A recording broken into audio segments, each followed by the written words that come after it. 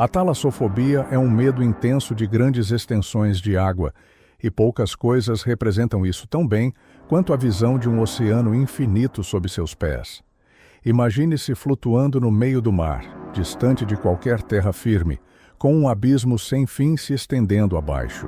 A sensação de vulnerabilidade diante do desconhecido é suficiente para despertar medo, até nos mais corajosos. Nesse vídeo, vamos falar duas histórias que vão despertar em você esse medo. Uma das imagens mais assustadoras para quem sofre de talassofobia é a de um mergulhador parado à beira de um penhasco submarino, observando a escuridão profunda abaixo. Ao redor do planeta, há incontáveis formações geológicas que criaram precipícios submersos de tirar o fôlego, invisíveis para quem está na superfície.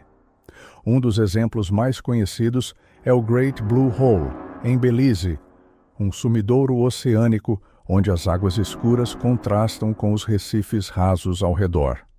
No entanto, existem outros locais igualmente impressionantes e menos famosos, como uma parede submersa próxima à ilha de Vancouver, conhecida simplesmente como The Wall. Localizado a poucos quilômetros de barco da cidade de Nanaimo, esse paredão subaquático mergulha quase verticalmente, até cerca de 150 metros de profundidade. O próprio site de turismo da região alerta que mergulhadores devem ter controle total sobre sua flutuabilidade antes de se aventurar ali, pois qualquer erro pode resultar em uma descida perigosa e incontrolável.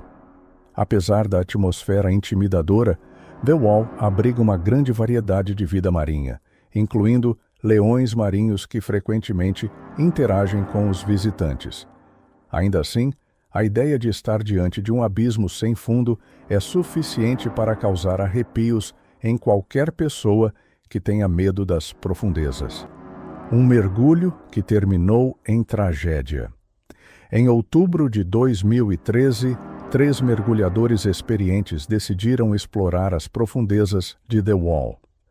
Diferente dos mergulhos recreativos, esse tipo de expedição exigia equipamentos especializados e misturas de gases específicas para evitar riscos como a narcose por nitrogênio. Aproximadamente 12 minutos após entrarem na água, já a cerca de 60 metros de profundidade, um dos mergulhadores perdeu a consciência e começou a afundar rapidamente. Seu parceiro conseguiu alcançá-lo a aproximadamente 76 metros, mas, apesar das tentativas, não conseguiu reanimá-lo.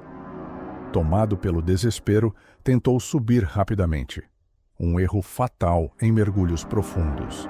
Subidas aceleradas podem ser letais, pois os gases dissolvidos no sangue não têm tempo de serem eliminados gradualmente, formando bolhas perigosas que podem causar uma embolia gasosa arterial, levando a derrames e paradas cardíacas.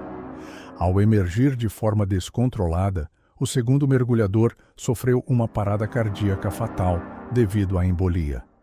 O terceiro conseguiu retornar à superfície sem complicações, mas o primeiro só foi encontrado 2 dias depois, já sem vida, a 76 metros de profundidade.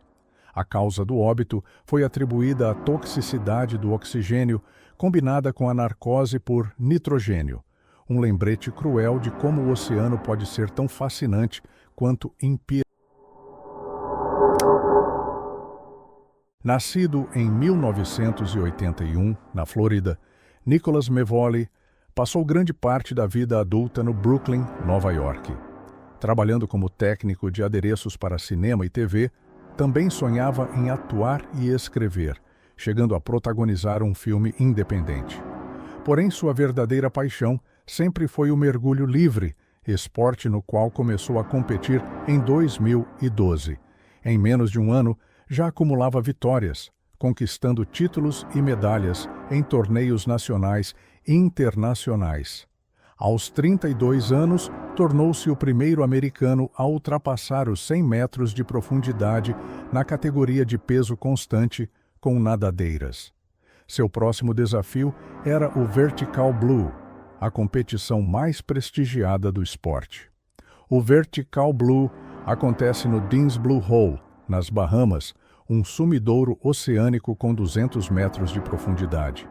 Atletas competem para descer o máximo possível em uma única respiração, em 3 modalidades. Peso constante com nadadeiras. O mergulhador usa nadadeiras e um cabo-guia. Imersão livre. Desce puxando-se pelo cabo sem nadadeiras. Peso constante sem nadadeiras. A mais difícil, sem nadadeiras ou auxílio do cabo. Na sexta-feira da competição, Nicholas tentou bater o recorde americano de 96 metros na modalidade imersão livre. No entanto, precisou de ajuda para emergir e, ao chegar à superfície, expeliu sangue pela boca.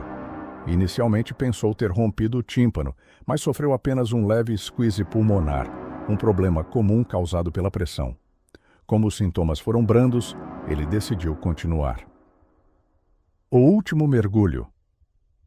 No domingo, Nicholas tentou quebrar outro recorde, agora na modalidade peso constante sem nadadeiras, com uma meta de 72 metros. Antes do mergulho, reduziu sua frequência cardíaca para economizar oxigênio. Às 12h25, iniciou a descida, passando pelas marcas de 15, 30, 45 e 60 metros.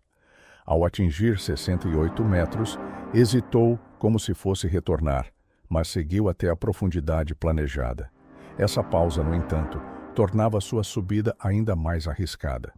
Após 3 minutos e 38 segundos submerso, Nicholas emergiu e tentou sinalizar que estava bem, mas sua voz saiu fraca.